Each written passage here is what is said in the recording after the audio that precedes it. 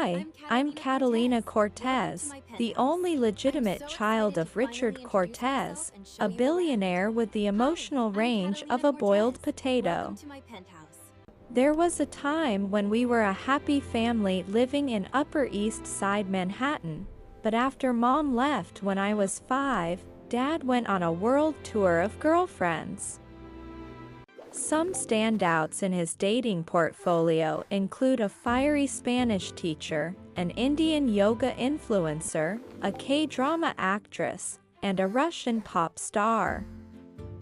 His most recent fling had apparently gotten pregnant, and since he had recently announced he was running for mayor of New York, he needed to keep everything hush-hush.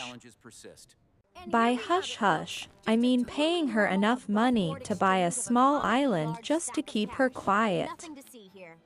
So, yeah, while Dad was always busy throwing money at me and all of his other problems, I got all the attention I wanted at my prep school. Catalina, we saved you a seat, a girl screamed across the cafeteria, waving frantically. Oh my God, girl, your outfit is everything, another whispered as I walked by, eyeing my limited edition bag. But I wasn't stupid. I knew people loved having me around for the perks like VIP party invites, entry to the best clubs, and Instagram clout. None of them were actually my friends, they were just leeches in designer clothing. The only real friend I had was Mike. He was my neighbor in our gated community, and since he was a couple of years older, he took it upon himself to be my life coach. If you know people are hanging out with you just to ask favors, why are you friends with them?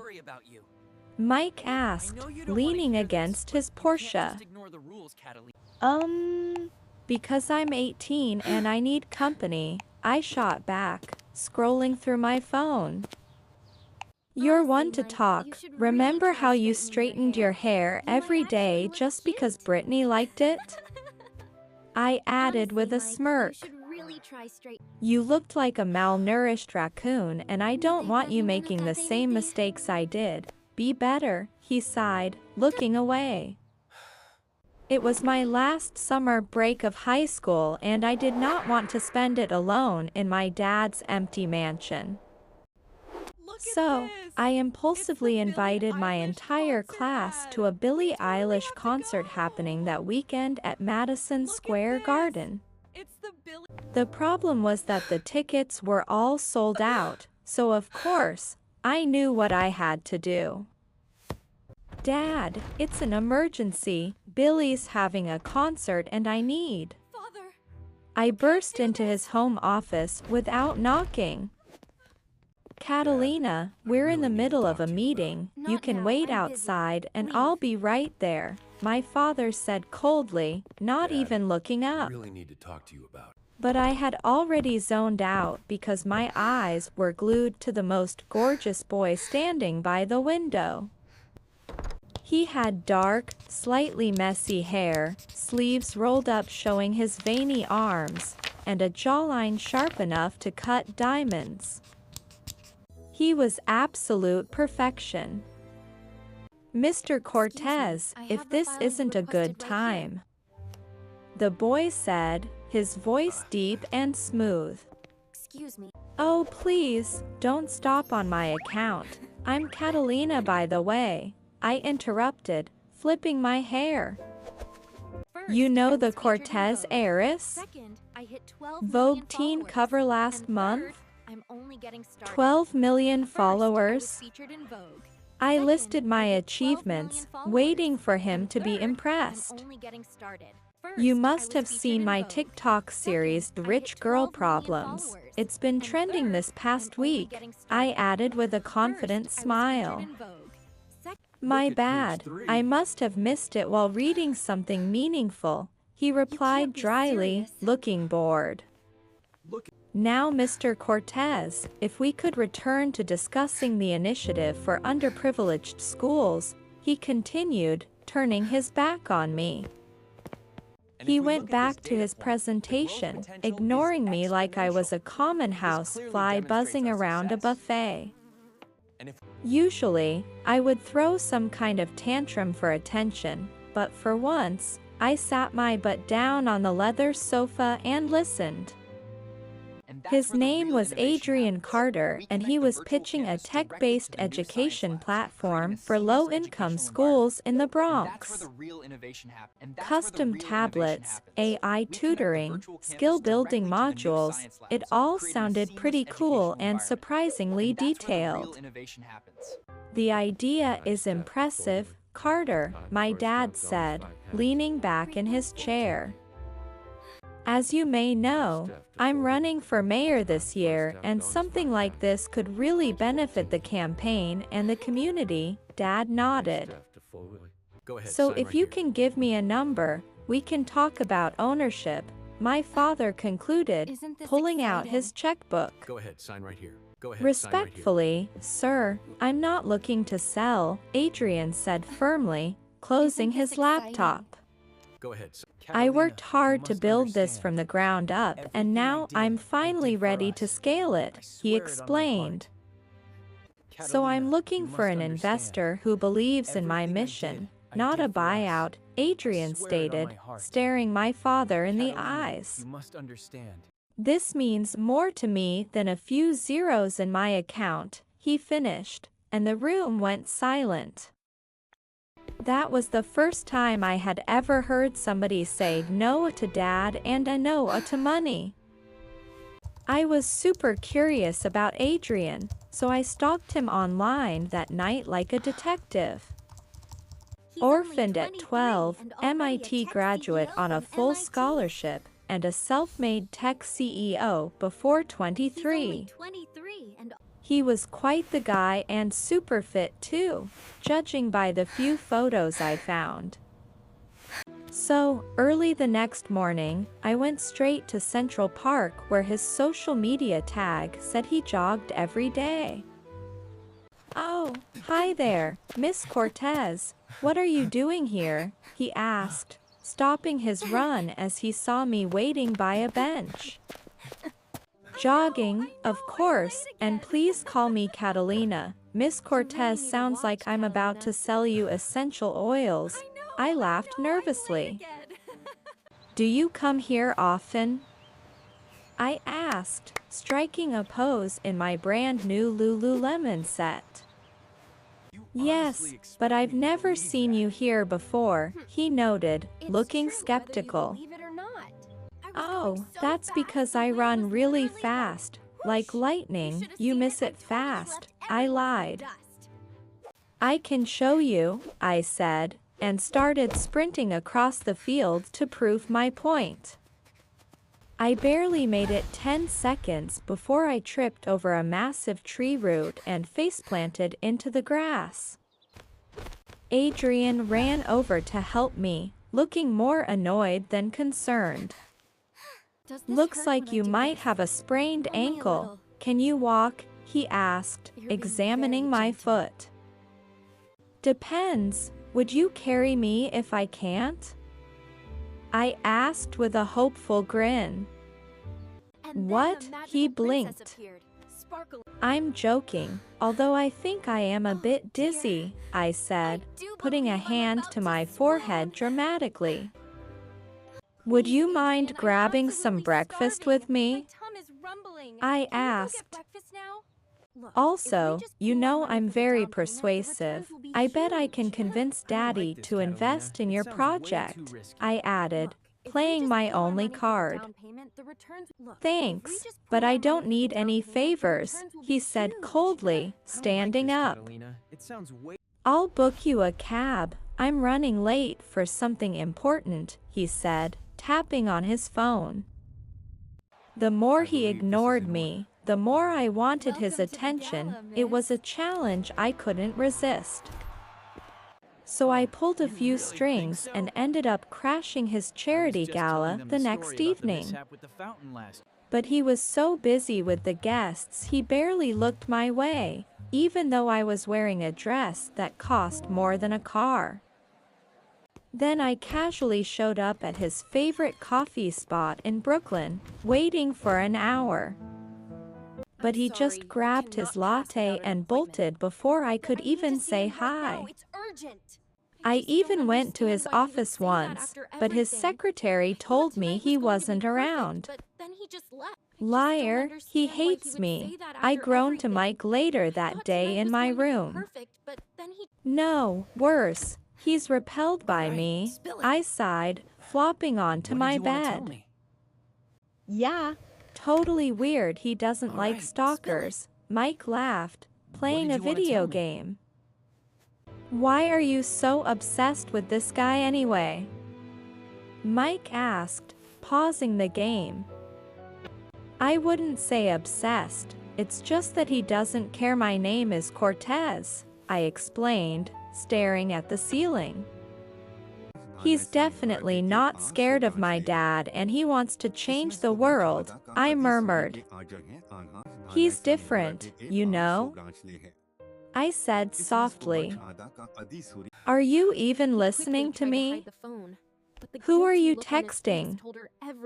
I asked, noticing Mike was glued to his phone. Where were you last night, Mike? Sorry, daddy issues, he muttered, quickly hiding the screen. You're talking to your dad? What's going on? You've been really distracted lately, I pressed. It's nothing, he deflected quickly.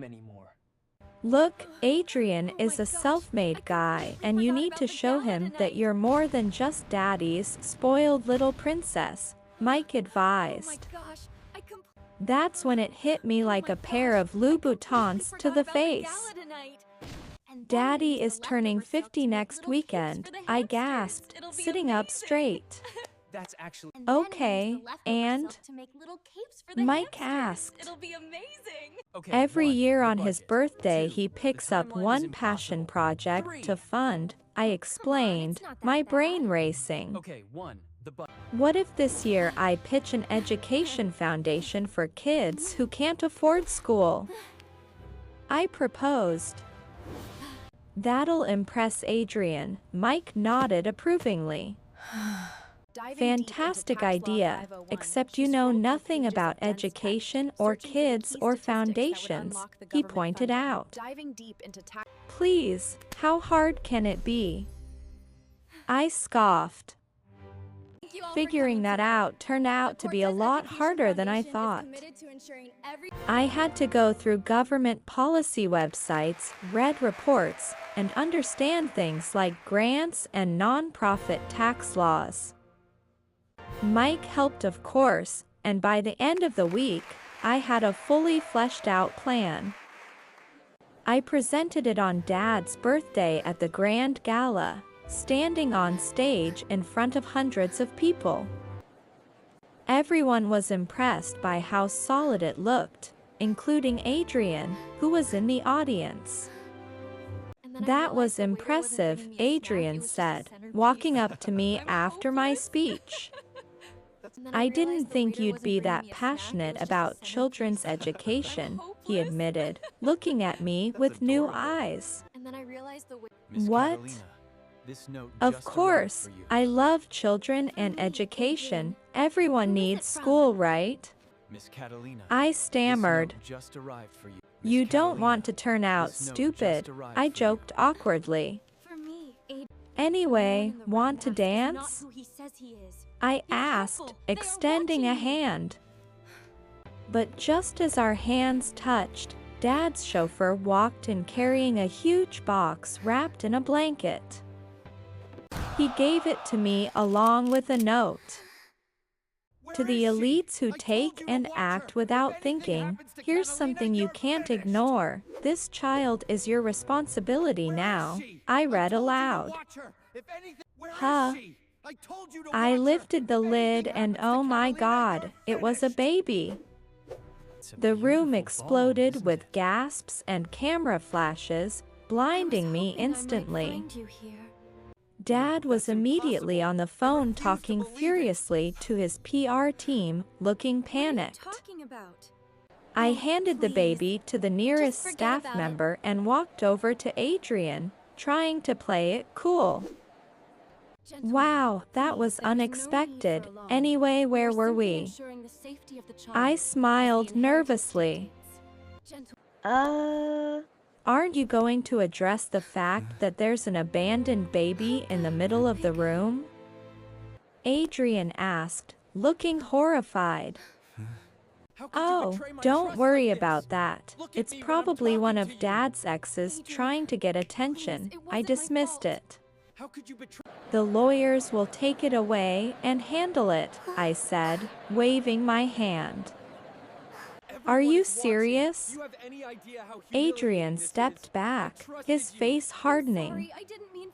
You talk about helping kids and then a real child shows up and your first instinct is to hand him off like some lost package, he snapped.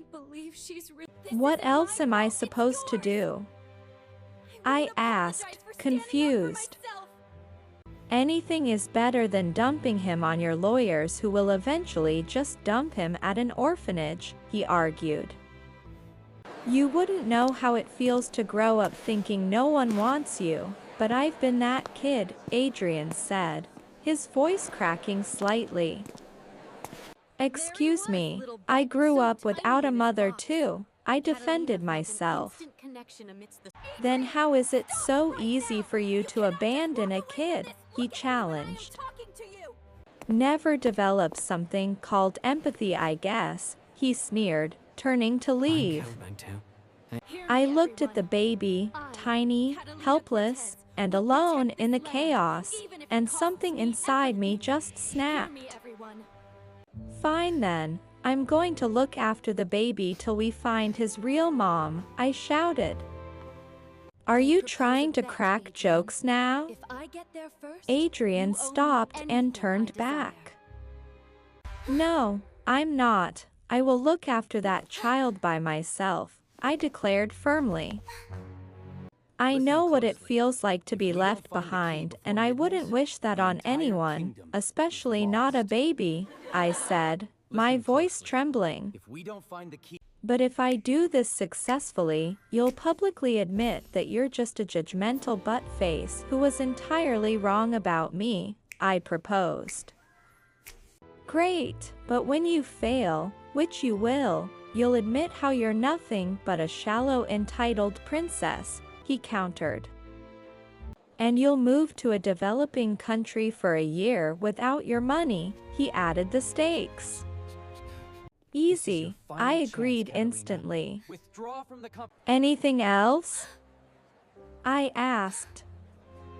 Yeah. I don't trust you to actually do the work. You'll probably hire someone and fake it, he narrowed his eyes. So you're moving into my house, Adrian stated. I'm not a liar, I gasped, offended. Then it shouldn't be a problem, he shrugged. Fine, but I'm bringing my own bedding, I negotiated.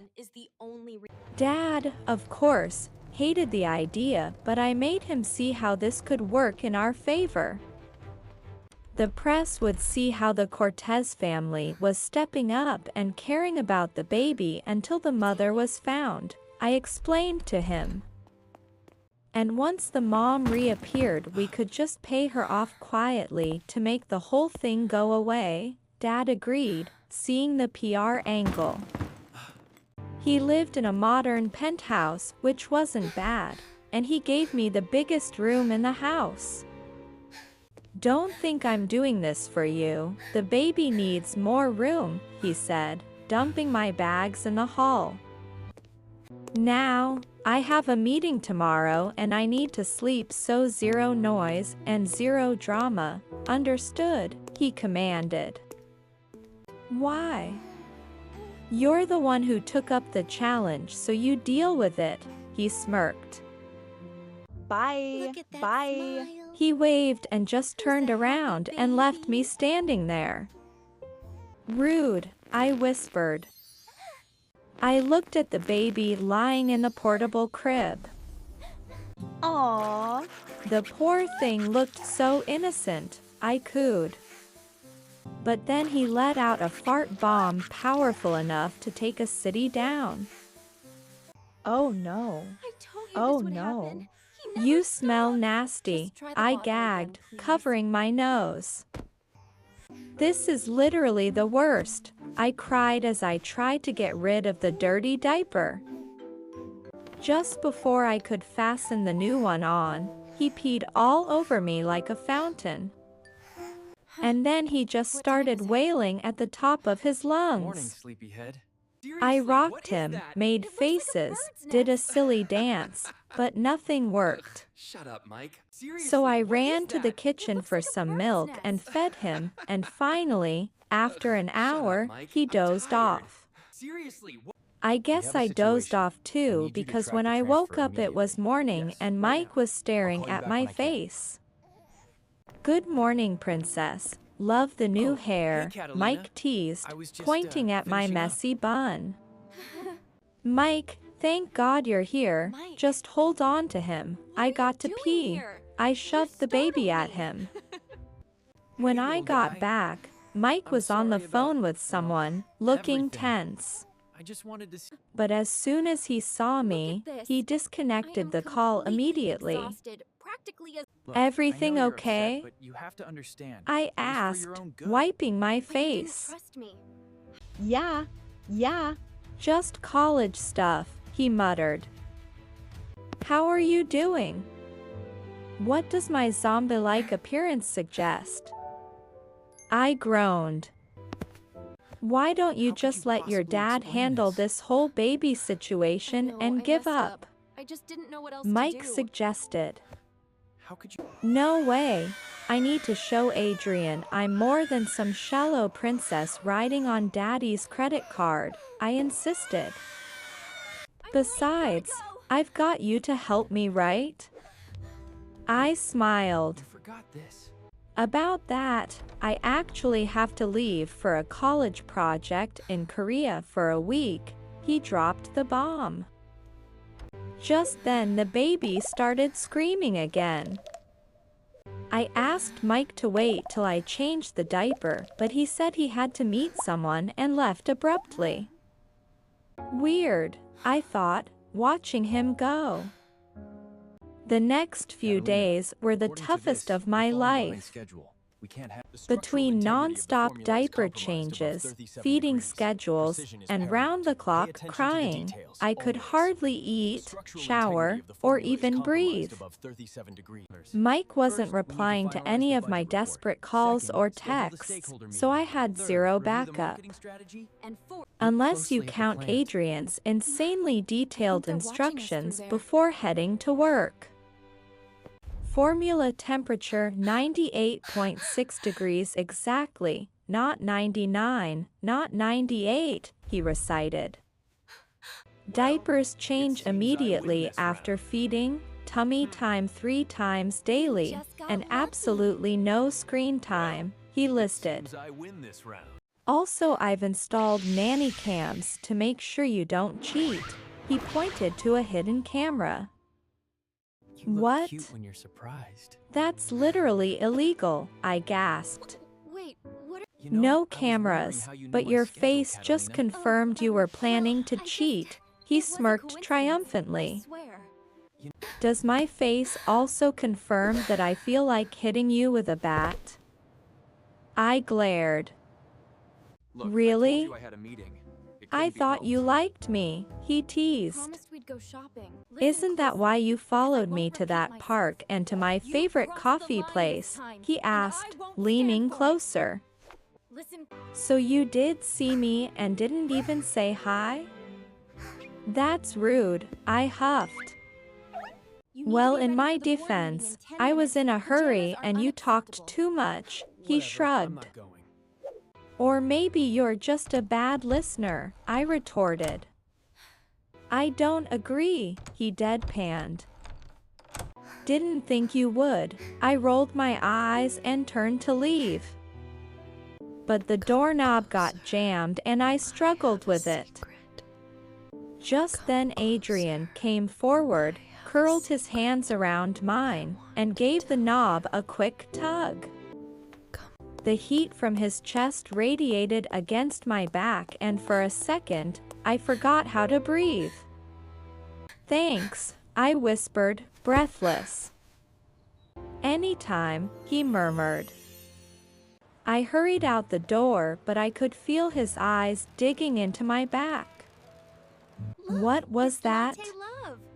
I asked myself, touching my chest. The entire day I couldn't stop replaying Adrian's smug grin in my head. I needed a break, so I decided to take the baby for a walk that evening. A few blocks away, I spotted this cute little cafe called Latte Love. "Hello, welcome to Latte Love. We are a small batch, ethically sourced, community-supported espresso bar," the barista greeted me. "Have you tried our single-origin cold brew from the highlands of Ethiopia?" he asked enthusiastically. "I'll just have a regular coffee, thanks," I said, exhausted. "You mean drip brew or a pour-over?" "We also have a honey-lavender fusion," he offered. "Just coffee in a cup, hot, maybe with sugar," I begged.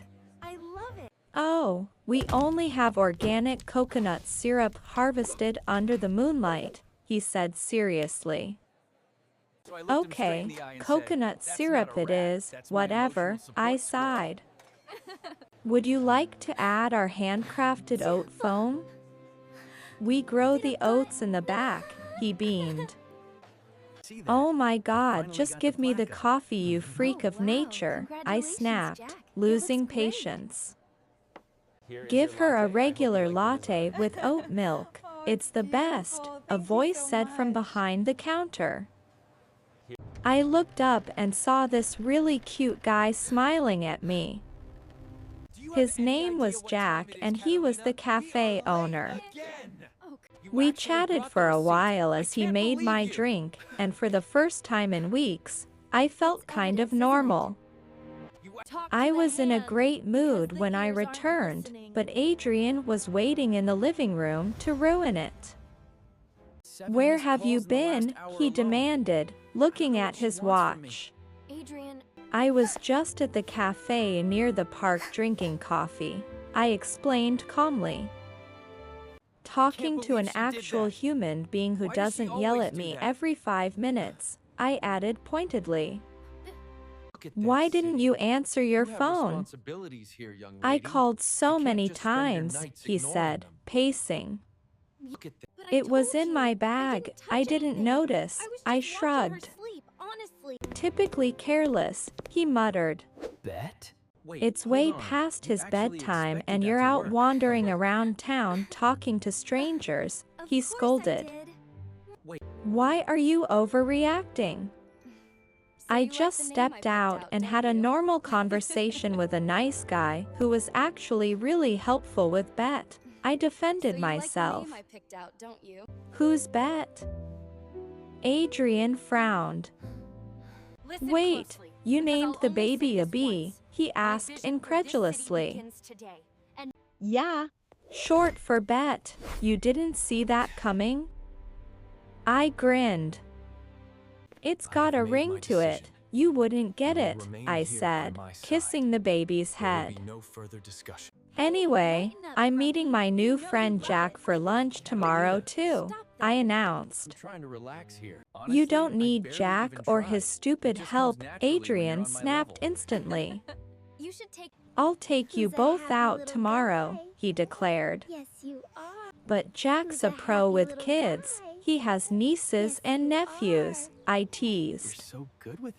"I spend half my life surrounded by kids with my charity work. Trust me, if anyone knows how to handle kids, it's me," he boasted. The next day Adrian took me and Bet on a picnic in Central Park. He'd made us snacks, got us expensive sparkling water, and even brought educational toys for Bet. Even the two of us were getting along really well, laughing at old stories. And when Adrian wiped some sauce off my face, his fingers lingered a little longer than necessary. It made my stomach turn with butterflies. But just then Bet let out the most ear-shattering scream I had ever heard. After 10 minutes of chaos, spit up, and public humiliation, Adrian and I packed up everything. We decided to head home immediately. We were waiting for a cab when a city bus rolled up and stopped beside us. Let's take the bus. The cab's taking too much time, Adrian suggested. No, cabs are faster and safer, especially with a baby, I argued. It's nice to meet you. Oh, unclench and chill out, will you? He laughed, grabbing my hand. Do you mind? You're blocking Adrian. Saying that, I climbed onto the bus and Adrian followed with Bet in the stroller. We're not together, Adrian said quickly. I didn't expect to see you here. Oh, Look, I'm thank serious. God, It she breathed absolutely has out, to be the touching 6th. his The arm. 6th. Excuse me, do you think maybe we could get off at the next stop and grab some coffee? She asked him, ignoring me completely. We totally would, but his boyfriend is waiting for him, I interrupted with a sweet smile. It's their 6-month anniversary, I added. Isn't she just the What? I'm not gay, Adrian sputtered. It's okay, sweetie, it's 2025, you know, I patted his shoulder. They even adopted a baby to show how committed they are to each other. It's the most beautiful thing, I told the girl. Saying that, I just hurried to the door and got off with Adrian right behind me. What was that? He asked, looking bewildered. I was blowing her up for you. You're welcome, I smirked. like that? Wait, you didn't actually want to get coffee with her, did you? I asked, feeling a pang of jealousy. Maybe I did. She was a pretty girl, he teased. I am a pretty girl and you've never had coffee with me, I shot back without thinking. Anyway, I'm tired, so let's just go home and... I turned around. Wait, where's Bet? It's coming. I froze. You had him, Adrian said, his eyes widening.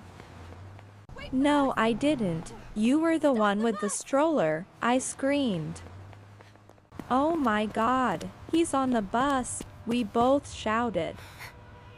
Adrian and I sprinted after the bus, waving our arms like maniacs, but it obviously outran us. Don't you dare walk away from me. What do we do now? Should we go to the police? Do not you dare walk away I from me. This is panted, your fault. terrified. Wait, And I don't tell care them she said. what? You always do this. Just listen to me That for we once. lost I a mean it. baby I who am wasn't so even done with it. ours? Adrian Wait, paced I don't care what frantically. she said. You always do this. Wait, They'll you book us actually for found it. kidnapping, Oh my he gosh. groaned. I thought it was gone. This is all your fault. If you hadn't flirted with that stupid chick, I wouldn't have been so distracted, I accused him. My fault? I didn't even get to talk to her while you were busy making up lies about me, he yelled back. Just then I got a phone call from an unknown number. Oh dear, it's It was the woman from the bus, the one I had scared off. She said she'd found my contact info in the diaper bag on the stroller and Bet was with her.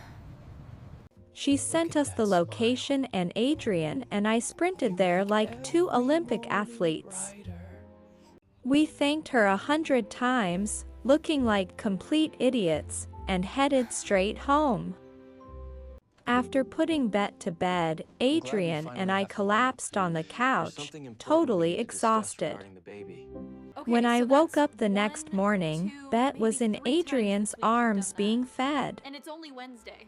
Hey, know I turns messed out up. Bet's a morning really no person, excuse for what I Adrian did. whispered. I'm truly sorry. Turns out I already knew that. I smiled sleepily. So I've been thinking, I owe you an apology, he said seriously. For which particular incident?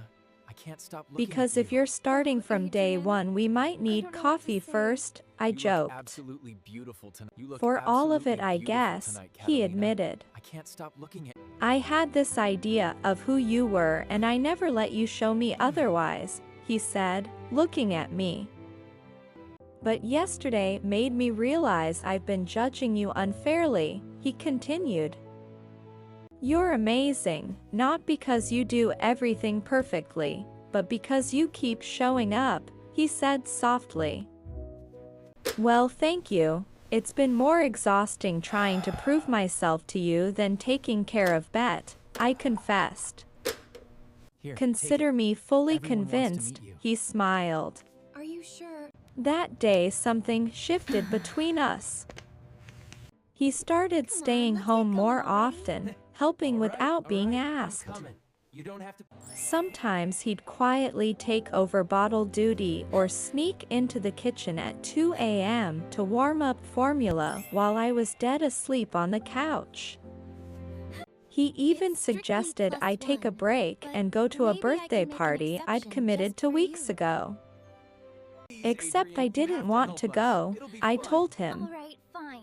Why not? You're 18, go have some fun, he urged. In that case, come with me, you deserve a break too, I suggested. And I'd like you to meet my friends, plus the invite explicitly says we need a +1, I lied smoothly. You look stunning tonight. He didn't look thrilled, but after some dramatic pleading, he caved. We left Bet with one of his older, trusted maids and headed to the party at a club downtown. I thought it would be a fun night, but 10 minutes into the party I had people swarming over to me for favors. Hey, Kat, is your dad still on that hotel board? Think he could pull a few strings for a friend's destination wedding? One asked. You're still tight with that influencer girl, right? You have to get her to tag my vintage page, another begged. I heard you're babysitting full-time now or something, that's wild, someone laughed. Anyway, do you still have your stylist's number? They asked immediately after. I smiled, I nodded, and I said, I'll see what I can do. So many times I lost track. It made me wonder if it had always been this bad and I just never noticed. I decided I wanted to leave the party and was trying to find Adrian. That's when I overheard some of my classmates talking near the bar. Honestly, I thought Catalina was pregnant or in rehab, one whispered. Oh my god. Her skin looks kind of dull, right? And she's barely said anything, another giggled. Didn't even apologize for not answering my text for the concert tickets I wanted, she complained. Daddy said her father is dealing with some scandal. Let's hope he doesn't ruin his chances to become mayor, a boy sneered. She could be a lot more useful to us as the mayor's daughter, he concluded. I wanted to slap their faces, my blood boiling. But just then I saw Adrian trip right into them, making them spill their sticky drinks all over their expensive dresses. Oops, I'm so sorry, that was a total accident, Adrian said loudly, his face completely blank. It's so pretty here. Oh my god, you klutz, where are your eyes? The girl shrieked. Right here, he pointed to his face. Are you trying to be funny? My dress is Persian silk, she screamed. I have no idea what that means, but guessing by the way you're shrieking, I'm sure it was expensive, he deadpanned. I can't believe we're You can afford a good dry cleaner though, he shrugged. Yeah, in case you can't, here's my number. I'll take care of the bill, he said, tossing a business card on the wet floor. And then he just turned around and walked away, leaving the girls fuming. That was awesome, I whispered as he grabbed my arm. Also hilarious to see you tripping so dramatically, I giggled. Yes, I sacrificed my usual grace and poise for you, he grinned. But seriously, these people are selfish leeches, he said, his tone turning serious. You already knew that, right? He asked. I sound like a really pathetic attention seeker, right? I looked down. No, I get where you're coming from, but you deserve better, he said firmly. And you're in much better company now. He squeezed my hand. Let's get out of here and grab some pizza, he suggested. Sounds like a plan, I smiled, feeling lighter than I had in years. Over the next few days, Adrian and I got closer. I genuinely liked our quiet little life together, feeding Bet, watching movies, and just talking. I certainly didn't miss my fake friends and didn't even need as much retail therapy. But what scared me was that summer break was almost over and Dad still hadn't located Bet's mom. I was beginning to feel really worried about what would happen to him if we never found her. Then suddenly one evening I got a phone call. It was from a hospital saying that Mike had been in an accident. Since his parents weren't answering, they'd contacted me. But he's in Korea. Are you sure you have the right person? I asked, confused. Yes, ma'am, you're listed on his emergency contact list, the nurse confirmed. When did he get back and why didn't he tell me? I wondered aloud. I called Adrian, but he was stuck in a board meeting, so I left Bet with the maid and rushed to the hospital. I found Mike in the reception area with a cast on his arm, arguing with someone on the phone. Please, no, you can't tell them. Let me handle this my own way, he was pleading. What's going on? I asked, walking up to him. Mike looked startled, hung up, and hugged me awkwardly with his good arm. What's happening, Mike? When did you get back? Or you've never left and you've just been avoiding me? I demanded.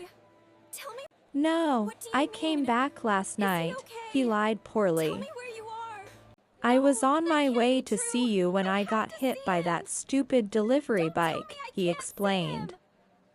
But I'm fine and there's something I need to tell you, he said, looking guilty. But before Mike could finish, I got a frantic call from Adrian's maid. She said she was watching Bet when someone attacked her and took Bet away. I tried asking her more, but the maid was so shaken up she could barely speak. Mike and I rushed home and I crashed through the door to find Adrian already there with the police. We watched the security footage in horror. Oh my God, this is my fault, I sobbed. I shouldn't have left Bet alone. What was I thinking? I cried into my hands. How could she just walk in like that? He slammed his fist on the table. I'm going to the police station. We'll sort this out, Adrian said, grabbing his keys. You don't need to do that, Mike said from the doorway, his voice quiet. It I wasn't an know where accident, B okay? is, He Mike pushed him. I stated. saw everything and now What? How could you possibly know that? I stared at him. Because he's my son, Mike confessed. Excuse me? I whispered, the room spinning. That's when Mike finally came clean about everything. Bet's real name was Leo, and he was Mike's son with his college girlfriend, Amara. I'm so sorry. The woman on the camera feed was Amara's mom, Mrs. Holloway. Amara and I dated a while ago. Then one day she told me she was pregnant, Mike explained, looking down. I knew if Dad found out he'd lose it, so I told her I couldn't be part of the baby's life, he admitted shamefully. She dropped out of college and left, but I did find out I'd had a son, he said. So you knew all along? That baby is your son? I screamed. You watched me uproot my life and said nothing? I felt betrayed. I'm sorry, I didn't want you to hate me, Mike murmured. And yet somehow I want to punch your face, Adrian stepped forward menacingly. Catalina, I know you're angry, but let him finish, Adrian said, holding himself back. So tell me, why did Amara think it was a good idea to leave Leo at Catalina's place? Adrian interrogated. That was her mom, Mike clarified. Amara got a job overseas to support them and left Leo in her mom's care, he said. I guess she wanted to teach me a lesson and decided to drop Leo at my place, he guessed. But she messed up the address since Kat and I are neighbors in the same complex, he realized. But why didn't she come talk to us instead of taking Bet away like some kidnapper? I asked. Wait a second. She's been stalking me on social media because she found out I was in Korea, Mike used air quotes. She called me screaming on the phone asking what I'd done with Leo, he said. So I told her he was safe with you, he admitted. Maybe she went to your place, found it empty, tracked you here, and found out you're staying with Adrian, Mike reasoned. I can't believe all this, I shook my head. I thought you were smart and wise, but I am so disappointed in you, I told him coldly.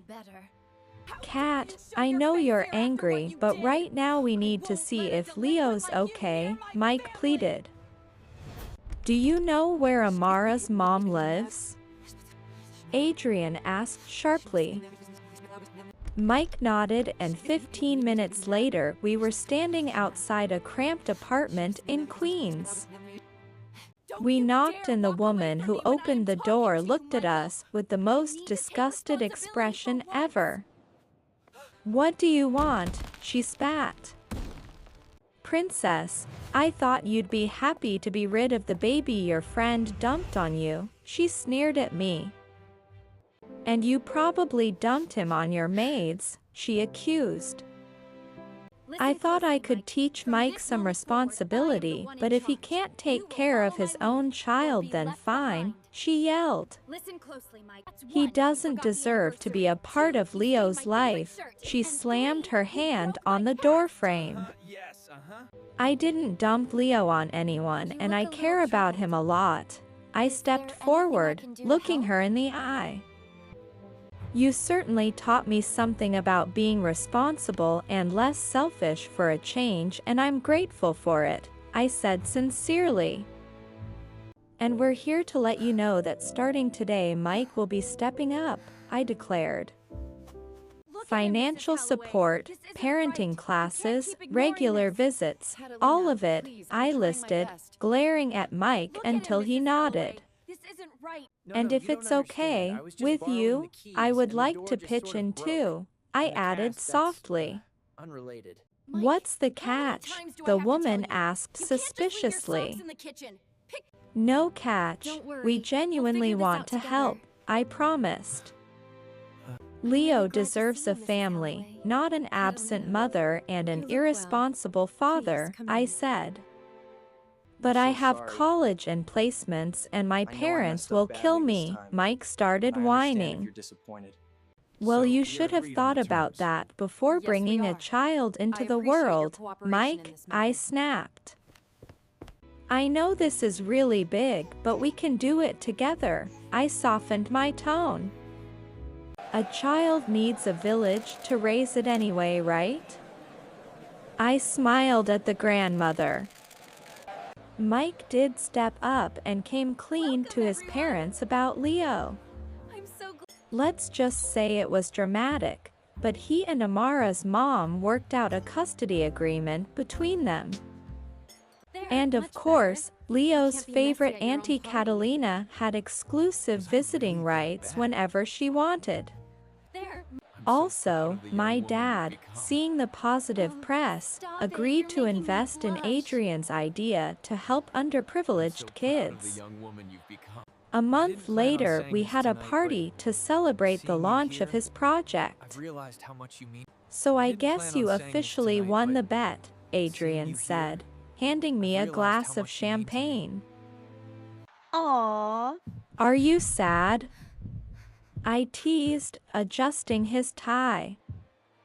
Nope, if anything I'm proud of you, he smiled warmly.